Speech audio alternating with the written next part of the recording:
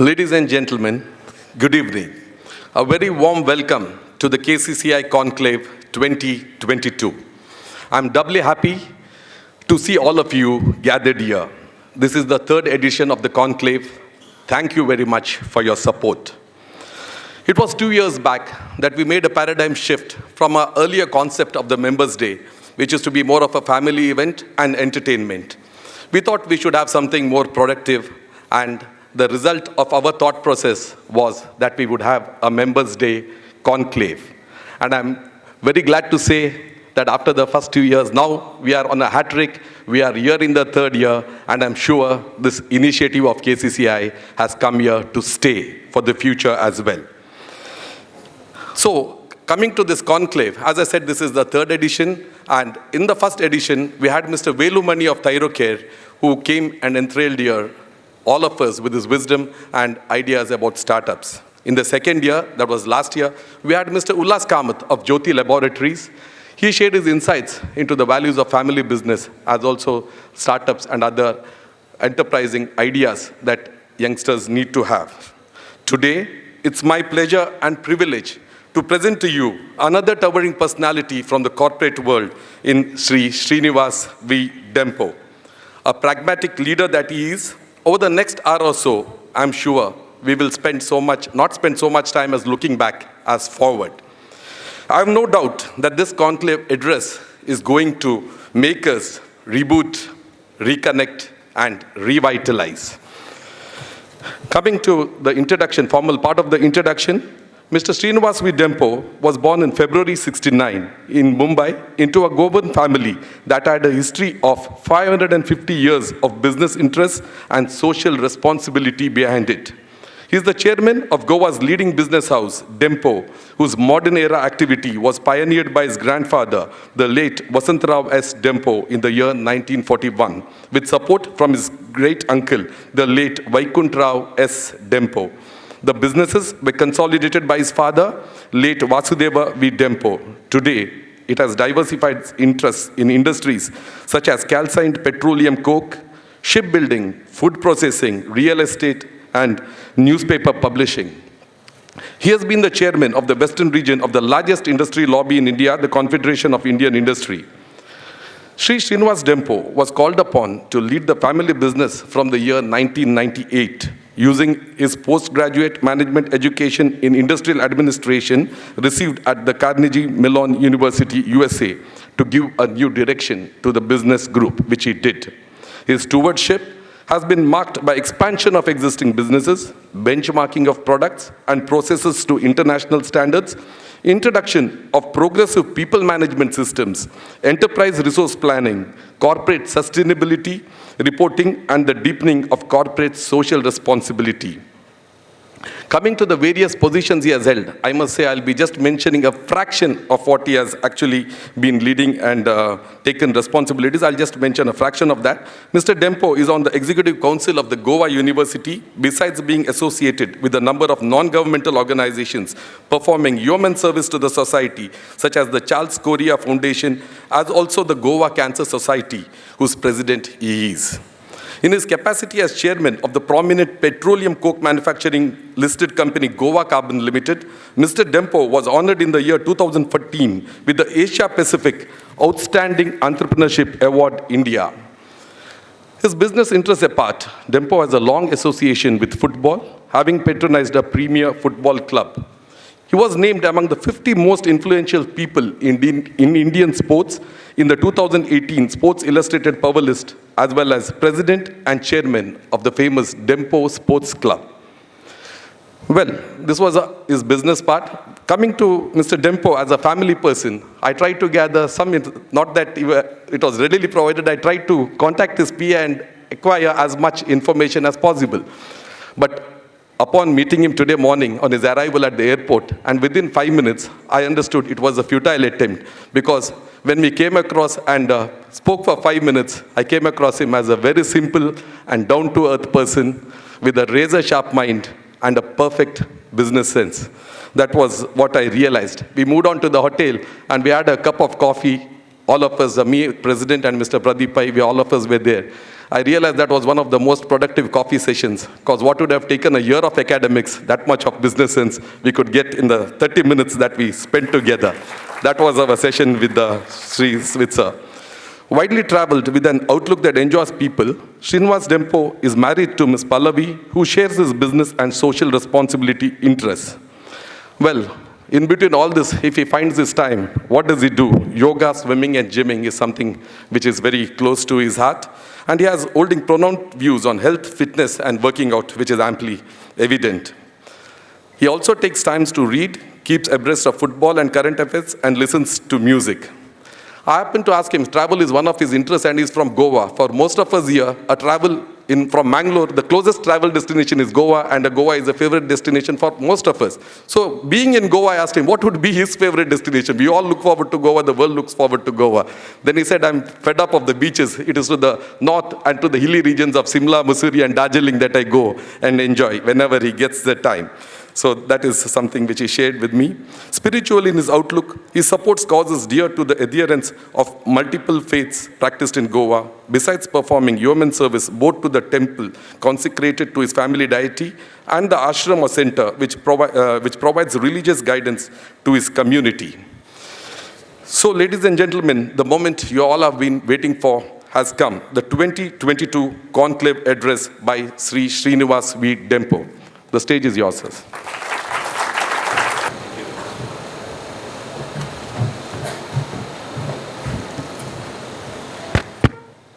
Very good evening to all of you. Thank you, Mr. Ganesh Kamath, for that very kind introduction. I don't think I deserved a lot of it, but very nice of you to say very kind words about me. I would like to also extend my gratitude to Mr. Shashidhar Pai Marur, who is your president for this year. Also, I saw a galaxy of past presidents, and I was so happy to see a few women in those past presidents. Normally, going to a chamber of commerce, you see very few women. And I think this is one of the signs of a progressive society and a progressive business community. So I must compliment people from Mangalore who have got, women empowerment as one of their key objectives, which was seen today. I personally believe, coming to Mangalore, in a lot of ways, I compare it to the city of Pune. You have one of the most vibrant educational institutes, medical facilities. You were always in manufacturing. I was talking to your president and your board of directors as to why not make Mangalore tiles a household name all over the world. And you may laugh at me today, but anything done with a passion. And my topic today circles around what are the challenges for a family business leader, because many of us come from family businesses. And those challenges are constantly changing. You are a very progressive chamber, and I was told that you are 82-year-old. Goa Chamber of Commerce is going to complete 118 years this year. This shows how progressive your ancestors were to set up an institution of this kind, to run it, and to drive so many initiatives. I was so happy to note that the Kanara Chamber of Commerce and Industry, Mangalore, was a key driver for the SEZ. Not many chambers of commerce have gone to that extent to drive policies, to drive investments of those kind. I was told, and I saw in the film, that you also had a say at the airport. So many policy initiatives, so many infrastructure building. So this talks about how the leadership has evolved over a period of time to see changing things in business. And I think once the leadership adapts itself to the natural changes that are happening, you see progressive businesses, you see continuing businesses. Otherwise, typically, there's a pressure on the third generation like us. I don't know how many of you all have heard that the first generation creates it, the second generation stabilizes it, and the third generation destroys it. So there is even more pressure on people like us who have legacy businesses to say, how do we survive in challenging times of today? And mind you, you may say that, many of you all may come from small-scale industries, medium-scale industries, And you may think that I am talking from a perspective of a large-scale business. All the problems are the same. There is no rocket science. That's why I said, I am not come to lecture you. You are running as complex businesses as I am. And there is no rocket science in it. All of us are going through the rhythm, seeing the technology changes, seeing the changes in sustainability, seeing how social activism is on the rise. And I must compliment each of you in these very challenging environments. You all are still running your businesses. But how does a leader look into the challenges of tomorrow? And how do you survive those challenges and grow and thrive? I look at 3-4 major things. And first, I'll give you the global perspective. We saw huge disruption over the last 2 years in the form of COVID. COVID happened. There was plague hundreds of years back. There was global financial crisis about 20 years back or 10 years back. So we have gone through different crises. And those crises teach you a lot of things. So one one learning that I got from this crisis is, how do you operate without an office? And by no means I'm propagating that you should not go to office. Meeting people, and the only reason I came here is to meet you. I also could have projected this lecture of mine through technology and, you could have seen me on the screen. But it's not the same. Shaking hands, looking at the body language, exchanging greetings, exchanging ideas, face by face has its own unique advantages. But what the crisis taught us is how do you conduct a business where you're not allowed to go outside? And I'm coming to the increasing need to recognize technology as a part of your business. Again, this goes for businesses into various scales. And I'm just trying to give you a flavor of what could come. We hear buzzwords today, such as artificial intelligence, quantum computing, AR, VR, data management.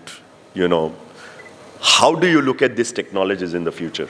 Today, you may look at it as buzzwords, and you may think that these are technologies only for the global 500 corporations. It is going to hit your backyard very soon. And we will not even realize how soon these technologies can come. So what I would urge and what I am doing in my businesses is sensitizing my employees towards this, empowering them to look at technologies like this, come back to the management and saying that with our size, with our kind of businesses, what could be done with these technologies? How do we actually skill our workers even better through, say, machine learning, for example? How do you think that artificial intelligence in your own businesses could look at the way you look in your businesses differently? One way is to say that 10, 15 years down the line, my business will close down because somebody else will come. But we are all entrepreneurs, right? We are all, the first lesson that an entrepreneur is to have. And somewhere I saw in the prayer when the lady said in the opening quote, where the mind is without fear. All our minds have to be without fear. And that's why we are entrepreneurs. We are die-hard optimists. Despite so many challenges that we go through every day. And I fully understand it's not easy to run businesses in a business environment like our country. We've got factory inspectors, we've got so many departments, all of you all go through that rhythm.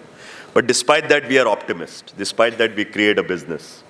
Despite that, you give employment to so many people, And one thing that I've realized is people honor engineers, doctors, and by no means I'm saying not to honor them. They're great people. People honor sports people. But people feel very shy to honor business people. And I don't understand why. We honor only through our chambers or but general society talks about us as crony capitalism, that we get benefit from somewhere and we then give something. It's not always true. Look at the house of Tatas, the kind of contribution that they've made to the various formations of various societies has been tremendous. So the whole purpose of doing a business today has to be in sensitivity. One is you must look at adoption of technology. And if you've not done it, you need to start it from tomorrow in your own small way. And to start training your employees towards recognizing the importance. Because the natural phenomenon in every business is Your employees may think that you are trying to replace them with machines. You have to give them, you have to open that channel of communication to them, that they also need to learn those technologies to survive with the business. Otherwise, there's no future for me as a business, and there's no future for you as an employee. Typically, what you could do is look at startups in your own region or startup in neighboring regions like Bangalore. Go to people, talk to them, saying that if what can be done in your own businesses as far as these technologies are concerned. Can I be 30% more efficient? Can I achieve 20% cost reduction by adopting technologies?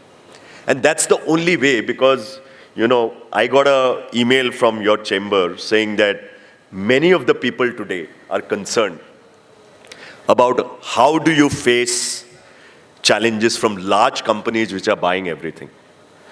Now look here, one way we are saying we want to be a $5 trillion economy by 2025. Your president just gave you figures. We are going to, I think we've already crossed France. We are going to cross UK by next year. We are going to be in the top 5. And then we have only Japan, Germany, US, and China to cross. Okay. But if our large businesses don't grow, we will not be able to achieve those kind of growth rates. And if India doesn't grow at the rate of above 8%, then to achieve that $5 billion, trillion economy in 2025 doesn't look realizable. While we have a huge potential. So what do smaller size businesses like ours do? We can't compete with them, so we need to join them. And how do we join them? I will give you my own experience. And I was telling your president and Mr. Kamath this morning, we had a food processing business which was not doing anything for us. We started it as a joint venture with a multinational. The multinational left India overnight. And we were saddled with this asset. We were saddled with this plant. And we said, how do we do it? We have to compete with the Hindustan Levers, Procter & Gamble's of the world, Nestle's of the world. Can we do it? We cannot do it. So what did we start doing? I got a joint venture partner who was already in contract manufacturing. He saw the plant. He says that, can you sell the plant to me? Because I will start contract manufacturing with this. I said, instead of selling, I want to partner with you. You come in as an equity holder. I will stay with you, and let's grow this business. I was fortunate. I read the person correctly. When he took over this business, this was a listed entity of the Dempo group. We had a market cap of about 30 to 40 crores. And I'm not talking about 50 years back. I'm talking about 10 years back. From a market cap of 50 crores, today our market cap is about 4,000 crores in 10 years. So I learned 2 lessons from here. One is, if you can't compete with them, be with them. And how have we achieved this? We went to Hindustan Lever and we said, we will make tea and coffee for you. So they were very happy. They saw the credentials of my partner and they said that, of course, you've been in contract manufacturing, you start. Today, from tea and coffee, we have set up an ice cream plant in Uttar Pradesh, doing cornetto ice cream. We've set up rin and wheel for levers in Telangana. We have the largest plant in Asia for detergents. We have taken over the entire business of Reckitt Benziger of Mortin sprays. Name it in contract manufacturing, we do the same. So the lesson that I learned is, if you can't compete with them, be with them. But they have to see value in your proposition. Because they are also a bunch of smart people, they are multinationals. Unless they see value in your proposition, they will never come to you. And for that, the second lesson that you need to learn is you need to empower, you need to have the concept of shared leadership today. Throw challenges at your employees and say, and I'm not talking only about your senior employees, but also your middle-level managers. One thing that I learned in COVID, we also were a traditional company. We were following various layers of management. And the middle-level managers could never reach me. Because I could meet only my CFO, my CEO, my CTO, my CMO. When COVID happened, because of the Zoom connectivity, I took a decision that I need to get exposed to my middle-level managers. When I saw the middle-level managers, at the cost of displeasing my top-level managers, I found some of them smarter than the top level managers. And I took a risk last year when I saw them to promote many of them. Today, many of the changes that are being driven, you will be surprised to know, are driven by these middle-level managers who got promoted. Now, if I didn't have this crisis in my life of COVID, I would have never met them in my life. I would have never seen who they are, and I could have only got feedback from my top-level managers saying that, okay, these are the guys, they do the work, and I was exposed only to the top level. What I'm trying to tell you all is, try and assimilate your decisions through your top and also your middle level managers. So that ideas come from, because day in and day out, they are seeing your process at work. Whether you are in manufacturing, whether you are in services, whether you are in any kind of activity. Only if you engulf the entire population of your company into one vision. And it's extremely important to have a core value and vision. And mind you, my own personal belief, and I may be wrong, money should never drive your business. Money is a side effect. If you do your business well, money will come. You must stick to your passion. You must stick to your core values. And I'll give you another example. I don't know how many of you all know, and I think it was said, that we were one of the oldest mining families in Goa. There were about 5-6 families. The Salgaonkars, Chogles, Dempos, Timlos. And we ran this business for a very long time. It started way back in the early 40s, when your Chamber of Commerce started, and it went on for more than 50 years. Then came the big boom of mining. And I was challenged. At that time, I was heading the business. It was the third generation. And the boom of mining gave us huge amount of money. It gave us huge amount. It gave upwards of 300-400 crores every year. But it challenged my core value. And what's my core value? Is to serve my customers in the most professional manner, in the most truthful manner. Okay. And I had long-term contracts with certain buyers. Many other Goan exporters short closed those contracts because you were getting 5 times more money in the spot market. So the business model started changing. And the entire focus was on generating more and more profits. Nothing wrong in it. But at the cost of giving your long-term beliefs as to how are you going to treat your stakeholders. I lost interest in the business. And to everyone's shock and disbelief, I sold the business in 2009. People were shocked in Goa. They said, how can you sell your family legacy? Even newspapers wrote an article criticizing me, editorials. Although I had no explanation to make because I am a shareholder and I can sell, the way I sell a share of Hindustan Liver, I can sell my shares. But I was subject to that much scrutiny and that much debate in the whole Goan society as to why did Mr. Dempo sell such a profitable business. This happened in 2009. 2012, mining closed in Goa. It was shut. Why it was shut? There was too many illegalities. Why there were too many illegalities? Because the business became very profitable, so wrong people started entering. So I'm again telling you that if your core values and your core beliefs are at a challenge, even if it's giving you 500% profit, believe in yourself. And if your family has taught you certain principles, never compromise on it. And see how I was paid back. I was not happy that mining closed. But the same newspapers then said that I was a visionary. The same people who criticized me 5 years back. So it's extremely important as entrepreneurs to believe in yourself. Lots of people think that, money makes more money. No money also makes money. You have to have an idea, you have to have conviction, and you have to have the conviction to carry that idea. So many industrialists that I can tell you, and you must have known. Where did Mr. Dhirubhai Ambani have money, his family money, to build a business that he and his son have built today? Where did Mr. Anil Agarwal of Vedanta, who runs billions of dollars worth of business, if you listen to his story, he just went from a native village in Bihar to Bombay because he wanted to work somewhere. But they believed in an idea. They believed in a conviction to follow it. So what I am saying is that believing in your core values, though technology is changing, though the environment is changing, believing in your core value becomes the basis of running your business. And if those core values are shaken, then you need to decide differently. At least that has been my experience.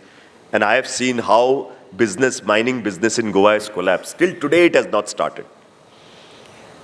From 2012, we are in 2022, such a valid economic activity, which gave thousands of crores of revenue to the government, which gave lakhs of jobs to people, stands closed today. Why? Because it became too profitable. It became too profitable. There were wrong people who entered. They bypassed laws. It came to the notice of the government, and the business stopped. Another thing that is happening today is a huge push on sustainability. Now, you may say this climate change and, net zero emission, these are all buzzwords for small companies like mine. Again, like I said about technology, you will never know what will hit you. More and more governments today are trying to impose more taxes, more impediments, more penalties as to what are the emission in your processing plants. Today, these are debates that are happening. For example, our Honorable Prime Minister has said by 2060, our net emission is going to be zero. What does that mean? That our plus and minus has to be zero.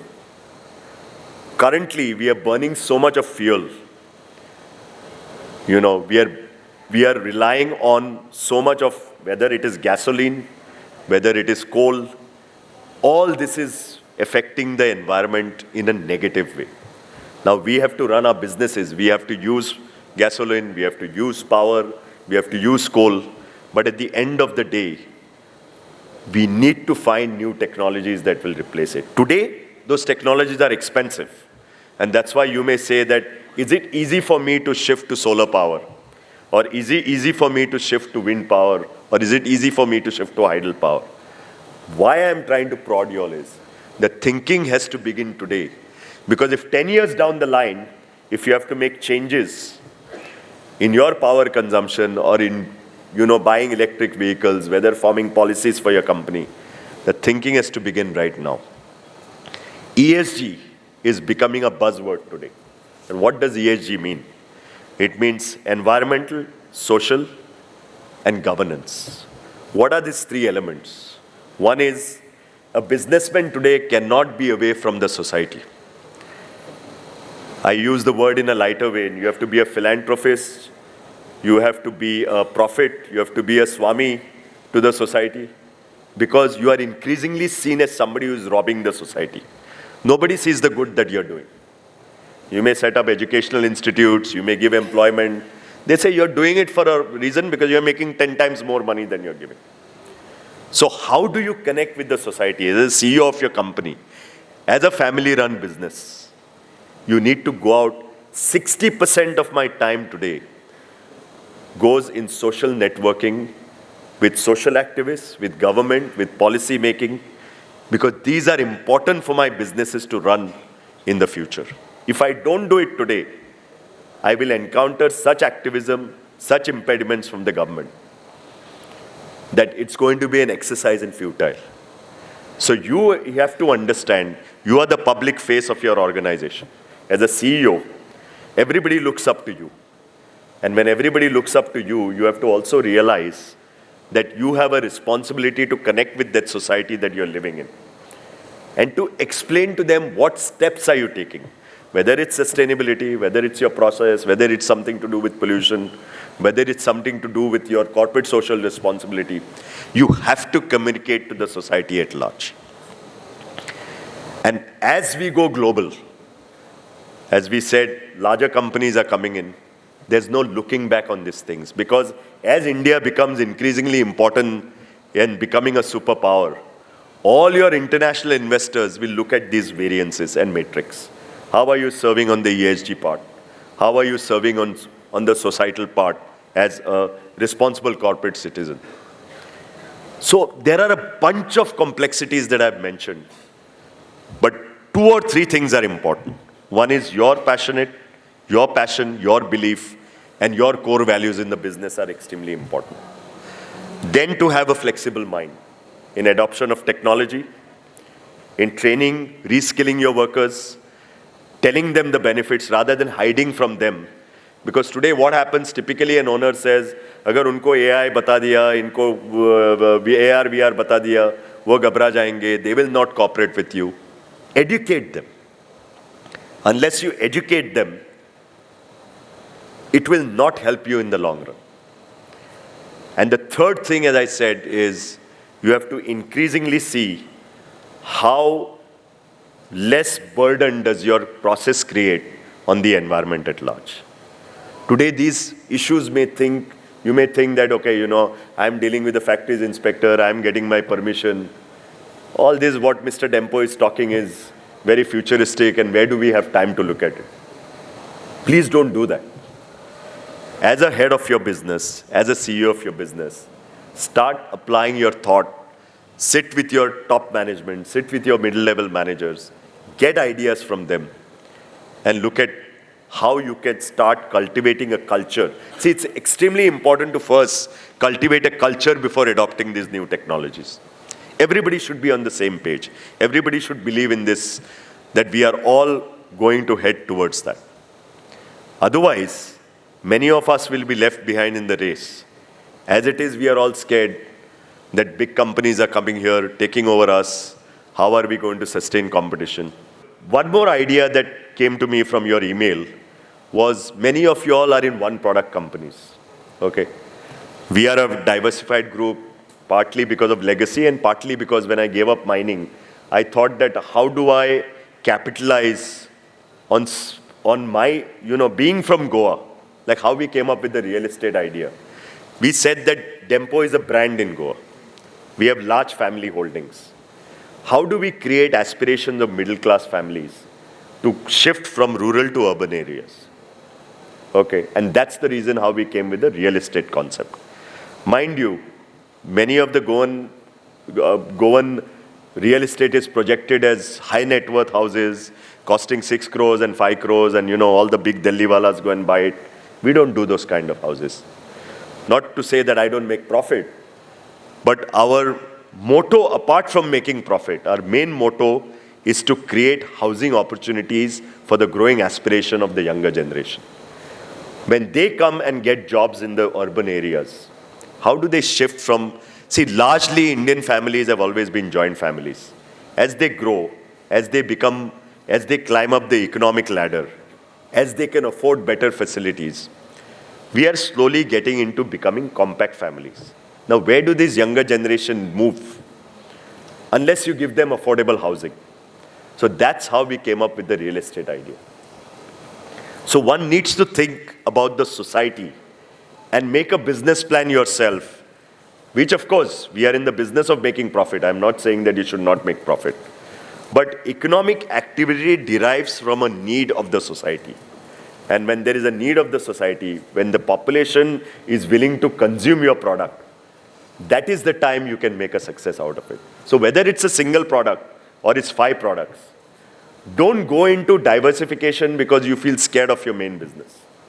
If you're scared of your main business and if you're not enjoying it, just sell it. You may go into a different product, but the reason should not be that you're operating a single business and you're scared and that's why you're doing it as a, sort of a backup. It's not a backup. No businesses can be backup today. If you feel that there is a need for that business, if you are passionate about it, if you have an idea, by all means pursue it and take it to its logical conclusion. I'm not propagating against diversification, but the diversification has to have a purpose in your mind. The purpose should not be that I'm in a one product company and somebody else will come and I will have no business, so I'm getting into another business. That's not enough motivation to drive you saying that, I should get into multi-products. So these are some of the challenges that I see as a businessman like you. The good part is that India is very, very happening.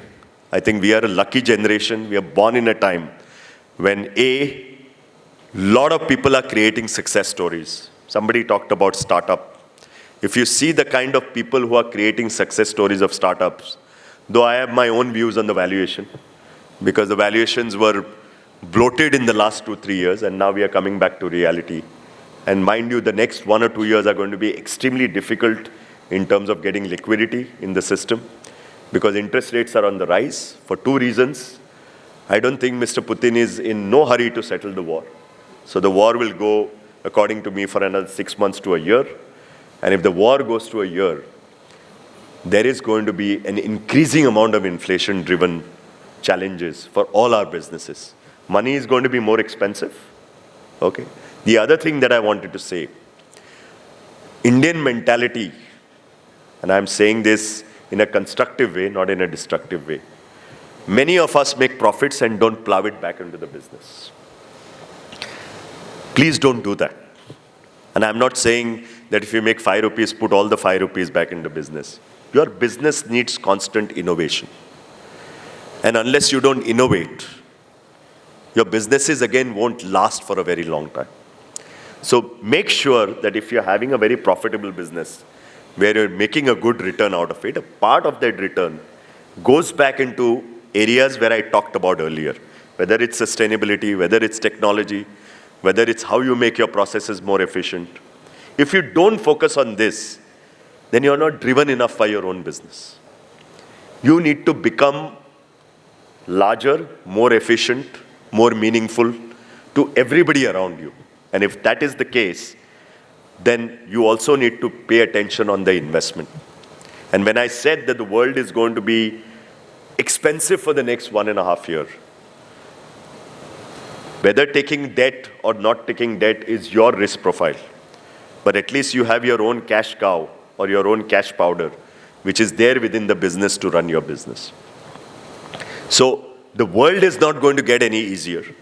The world is going to get more complex as inflation goes up, as geopolitics throws more challenges.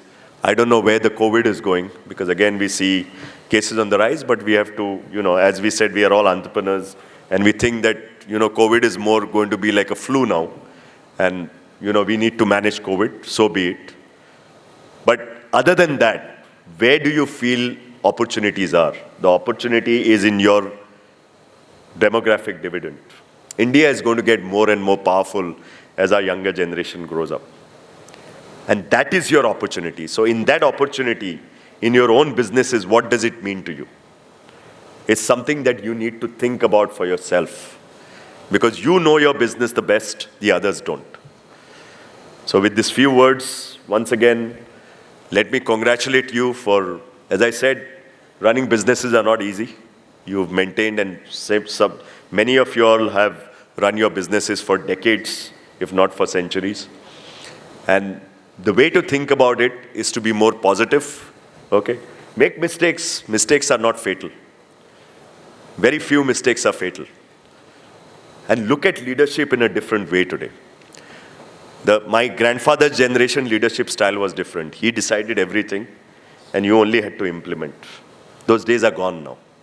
If you start thinking that you are the only one in your organization who can make your organization work, those days are gone. We need to increasingly look at empowering our individuals. And if you find those individuals are not productive, by all means replace them and get new ones. But make sure, I faced a major challenge when I took over from my father. And my father, he suffered from cancer. He went and I had to take over at the age of 27.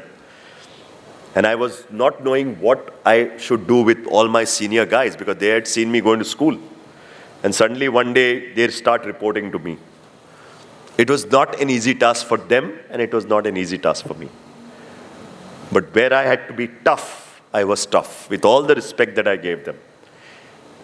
And hindsight, if I had not to be tough and if I had to go only as per their whims and fancies, I would have made a lot of more mistakes. Not saying that I have not made mistakes in my life, but I would have made a lot of more mistakes thanks to my education in the US, which gave me a different kind of a perspective.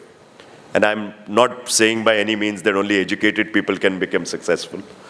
There are lots of people who haven't done their MBAs and professional education and run massive businesses. But the whole idea is you have to keep on educating yourself. So to keep on educating yourself, you need to meet people, you need to read more, you need to understand what's happening in your industry. You know, one of the biggest advantages of Mr. Ambani is in whichever sector that he is in, he is a walking, talking dictionary in that sector. I asked him once about petrochemicals, and he had everything in his mind. And I asked him, sir, how do you do it? He says, every month I read 5 books on petrochemicals. How many of us do that in our own businesses? So unless you really absorb all the issues in your business, you will not be able to deal that firmly in your own way. So constant education in your own sector is very, very essential. I will stop here. It was a great pleasure to talk to you all. As I said, there is no rocket science in what I said. These are a few of my humble experiences that I have faced in my life. And I am also in the same journey like you. I have not achieved everything in technology, people management. These are all work in progress. I only wanted to highlight some of the issues that I am looking into the future. Because all these will hit us even faster than what we imagine. If COVID can happen overnight, anything can happen overnight. You remember all your businesses. Mr. Modi came on television and he says from 12 o'clock next day, everything is closed. We didn't even realize what's happening. So I was looking at 15 days hence and I said, where will the paycheck come for my people? Because all factories were closed, all offices were closed, all economic activity was closed. So anything can happen. Product can get outdated. So one needs to be prepared for all this. Thank you once again, and I hope that you found some sense in my discussion today. These are all food for thought. There are no success formulas for this and saying that if you do this, you'll get this. If you do this, you'll get this. But all of you all are smart people. You are running your own businesses in a very complex environment. And I wish the KCCI Mangalore all the best. I've seen a number of initiatives that they have started, which are extremely good. The family business one particularly is really good because I think experience sharing, this is something that we need to understand. Collaboration is more important than competition. We sometimes have a bad habit of saying that we take pride in pushing down somebody. It doesn't work in the long run. Okay. Even if you have competition and if you're fighting, fight it very fairly. If you fight it fairly, like example, there is a story in Japan that if you go to an Indian and says, if I go to a steel producer and I ask an ex-steel producer, ye steel tumhare paas milta hai? He says, it's not with me and it's not with anybody in India. A Japanese steel manufacturer will be different. He says, I don't produce it, but somebody there produces it. So at the end of the day, collaboration helps a country, helps a state, helps a nation grow. Thank you once again, and it was a real pleasure, and thank you for having me and allowing me to share my views. Thank you. Sir, can we take a few questions from the audience, sir? Sure.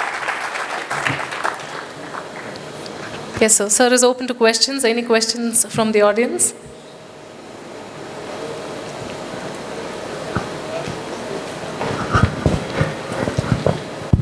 Good evening, sir. My name is Amit Ramachandra. I'm a part of a family-run business. We are into manufacturing precision components. My question is, this was a casual discussion I was having with a friend of mine who was a part of a very huge investment company. So casually I asked him, what is the opportunity for a small manufacturing enterprise with the investment bit? So the reply what I got was, see, these investment companies are huge and they're very scared to invest in a family-run business. So it was a little shocking for me. So just wanted to know, sir, is it true? If yes, why and what can be done different from a family business? Thank you. General perception of these companies I would agree with, but the ball is really in your court as to how to convince them. And I'll tell you what we've done in some of our family-owned businesses. We have some listed companies where we have independent directors. Every company that I run it through a professional CEO. Okay. However small that company is, I make him responsible for a business plan. Okay. And every company that I run, I have a board of directors. if you explain to them the process that you're following, what are you doing differently from a listed entity? Okay, you have a business process in place, you have a business plan in place, you have a process as to how to achieve the business plan. Okay, what they are scared and concerned is erratic decisions by the owner. Completely understandable. Because they say that you as an owner tomorrow suddenly overnight decides, I as a big multinational company tie up with you. And I put my faith in you, I put my trust in you. My business model is based on your decisions. Tomorrow, erratically, you say that overnight I want to shift to something else. Where does the multinational, and many of them have faced this. So today, they are shy unless you go and explain to them, convince them, show them in a documentation that this is the process that we follow. I'm sure, and there are many Indian families who've done it. So I think the proof is in the pudding. If you do well and if you follow a process well, akin to the international standards which are acceptable, you can make a difference to your company. Ji Giridhar Prabhu from Achal. We have been seeing Dempo and all the Goan businesses from 45 years that I have been in Goa doing business too. So we run one of the largest organic projects in India for cashew. 98 villages in Goa with 3,500 registered organic farmers. So it's been a pleasure to be in the villages of Goa. Yeah. My question is, as a former CII and we have a lot of challenges but potential in marine containers. We faced one of the biggest problems in freight increases. Over last just 12, 14 months, I've been paying $800 for export to Europe, and now I'm paying $7,000. I need your inputs into why we cannot become a container lesser nation. Your experience in shipbuilding and steel. Why can't we have feeder vessels going around the world as a small but efficient or a group of family businesses? Because China is dominating it with 30 million containers, and we don't have any. That is the first question, that is there a future in it, and we all as users should get into it. The second question is, how is it that it's a sport that Goa is and Bengal are good at football and we are not national in football? The passion for football in those two locations, why is it not carrying to rest of India? As far as football is concerned, it's more of a legacy issue. Goa was under the Portuguese regime, unlike the rest of India, which was under the British regime. That's why the rest of India followed cricket and Goa followed football. Having said this, if you look at our standard of football in the country, we have miles and miles to go. You are talking about the rest of the country. Goa and Bengal football itself is not worth mentioning. Okay. Anything that you aspire in cricket, you are world class. I'm not saying every time, but you are recognized as a cricketing nation. You're not recognized as a football nation. The only way to get there is focus. See, unfortunately, in our country, sports has not got the focus that, and I'll give you a small example of Japan. Japan had the same issues like India. Small size compared to the Europeans, food habits, we don't eat enough meat. Football is a game of strength. If a 6-footer comes and dashes against our small boys, those boys are gone. But Japan did it differently. They got the best coaches from Europe. They invested money. Okay? They changed the diet and the food habits of their youngsters. And they really trained, and today they are in the World Cup. So unless anything that you do is done with a focus, football is not priority for our nation. Our nation has two priorities in the entertainment sector, cricket and Bollywood. So unless that happens, I'll tell you what we have done in Dempo Sports Club. We have not left hope. So 3 years back, we invested in a football academy. We got a South African technical director. Many of our boys today in Goa, they are handpicked, spotted by expert coaches. They are brought to the academy. We fully fund them for the next 5 years. Their tuition, school, nutrition, and training. And what we aspire is to do is create football players like this who can then compete in international tournaments. So if 5, 10, 15, 20 corporates think like this, your vision can be achieved of India becoming a footballing nation. Your first question. The whole world is going through this turmoil. You talked about your shipping freights. My commodity prices in our pet coke business, we import raw material from Middle East, China, US. Last year was $250. That same raw material is $1,000 today in 1 year. Add to that, the shipping freight has gone up, as you said. The only solution to that, see, there was a time when the whole global was looked as one. Today, again, because of geopolitics, you need to establish your supremacy in every sector.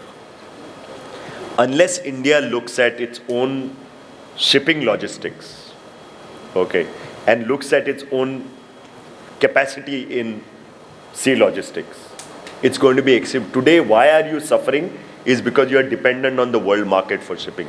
And the world market is what it is because of inflation, commodity inflation. All of us are suffering in that regard. So either the simple way to put it is, can you afford a vessel? Then you build your own vessel and you export your cashew. You can't.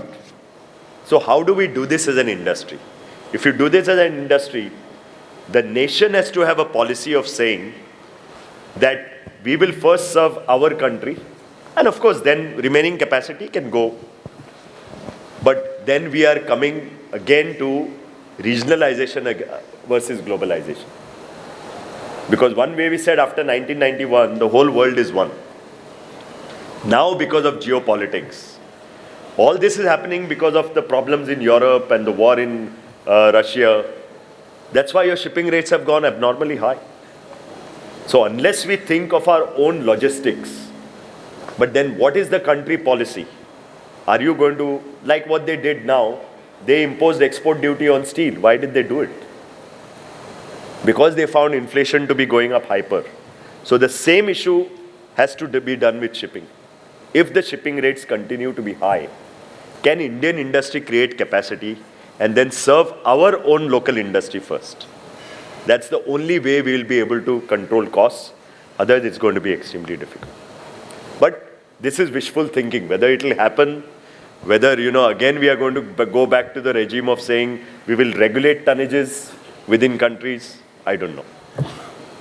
That's a separate debate that we need to have. So much for that very insightful address. My question was about startups. I think you very rightly said that these days the valuation of startups involve a lot of ambiguity, and so a lot of these valuations are very ambitious when they put out the valuation. But we cannot rule out the fact that startups will play a massive role in India's future. If we have to crack the top 5, like you said, startups have to play a bigger role. So my question was, being somebody who has a very successful portfolio as an investor, to an average investor, what would your advice be whenever an IPO is released by a startup? Because it's not like an established company, it's just a startup that we wouldn't have too much of insight in. So what would the indicators or factors be that we evaluate? Like, for example, Meesho, that is so much, like, it's highly talked about right now, is set to come up with a startup next year. So as an average investor, what should I evaluate in a startup to decide whether I should be investing in it or not? Thank you. Let's leave the valuation for a side right now. The kind of work that is happening in startup is phenomenal. Whether it's edtech, fintech, whether it's IoT businesses, whether it is logistics businesses, phenomenal stuff is happening. Having said this, when I look at an investment, now we come to the valuation part. When I look at an investment, the first thing I see is, do I see a light at the end of the tunnel that they're going to stop burning cash? Okay, that's my priority number one. Secondly, I would look at the business plan and say, how vibrant is this model to make money? Because one thing is, today everybody is chasing the top line. You know, how to become 1 billion to 5 billion, 5 billion to 20 billion. How sustainable is this business? Okay, will they only raise money, and are they going to run their businesses? For example, when the Nykaa IPO came, I did a simple calculation. I said, the market valuation of Nykaa is larger than Tata Steel. How can it be? I mean, Tata Steel is owning assets. It's one of the lowest cost producers in the world of steel. Okay. And Nykaa gets a higher valuation. By no means I'm saying Nykaa is a very great model. Okay. I know the owners of Nykaa, promoters of Nykaa very well. She is an amazing lady. And what she's created and what is her vision is phenomenal. But will I invest at that value? I will not. So I will do a simple calculation, back of the envelope calculation, saying that this is the business plan, this is the cash it is going to throw, and I apply the same variances that I apply to a traditional business and see whether it makes sense. For example, when Licious came, we saw that this made a lot of sense, and when they came to us, we invested in Licious when the valuation was 150 crores. Today they are 7,000 crores. Will I invest at 7,000? I won't. It's a great business model. And it's a business model today where a housewife or today everybody wants clean meat, quality meat. You can close your eyes. A parcel from Licious comes, you can open it and you can start cooking. But it has to have a value. The same market today, which gave them 150 crores 3 years back, is giving them 5,000 crores today. So at least the way I look at it, you may call me a conservative person. I look at it from a realistic business plan point of view. And I give the same number that I would give a traditional company. So you will have very few companies in that range today, but now the valuations are going to get more realistic, which they already are. But probably 1.5 years down the line, you will get a lot of companies at good value that you can think of buying. But they are doing some phenomenal stuff, which are going to be game changers. That's why I said our traditional businesses have to follow those models and make our own businesses work. Thank you so much, sir. Thank you. Ladies and gentlemen, can we give a standing ovation to our speaker for today? So I request you to kindly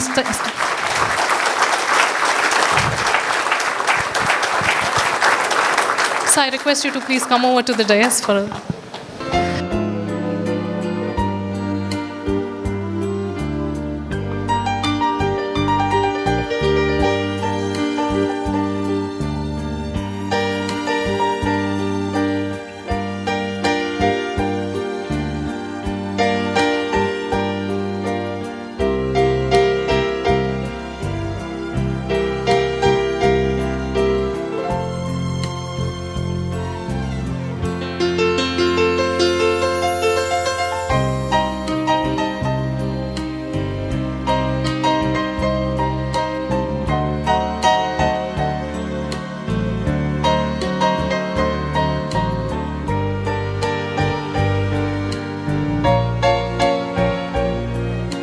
I request our President to kindly present a token of our appreciation and gratitude to our speaker for today, Shri Shrinivas V. Dempo.